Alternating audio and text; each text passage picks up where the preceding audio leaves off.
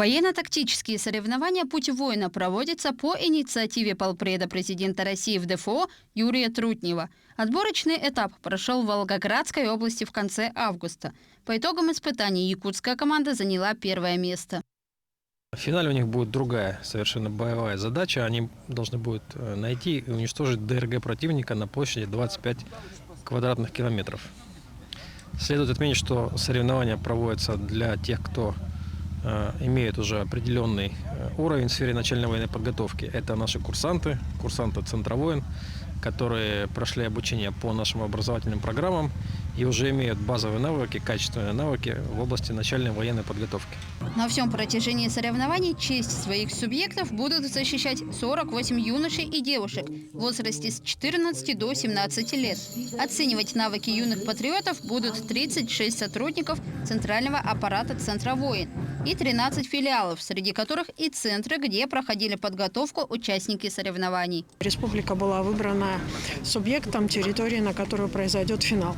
Финал игр, военно-тактической игры «Путь воина», который, наверное, я думаю, сегодня положит на начало, во-первых, первой игре на территории Российской Федерации и, соответственно, начина будет дальше расширяться. Это одна из, можно сказать, интересных, уникальных игр, потому что ее программа, она имеет как соревновательную историю в физической подготовке, но и также в военной подготовке, поэтому такая вот достаточно интересная игра. Соревнования стартуют 16 сентября и пройдут на огороженной местности.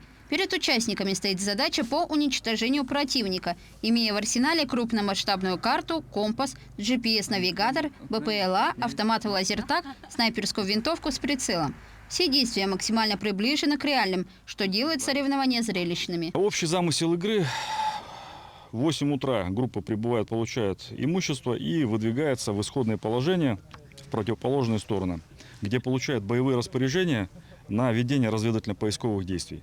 В течение светового дня группы организуют разведку, поиск, и победителем считается та команда, которая первая уничтожила всех участников противоборствующей стороны. 16 сентября пройдет первая битва между первыми двумя командами. На следующий же день в схватку вступят оставшиеся отряды. Две сильнейшие команды сразятся в финальной битве 19 сентября. А уже в субботу, 20 сентября, будут оглашены имена победителей и призеров первых всероссийских соревнований «Путь воина». Вероника Таюрская, Семен Семенов, Якутск.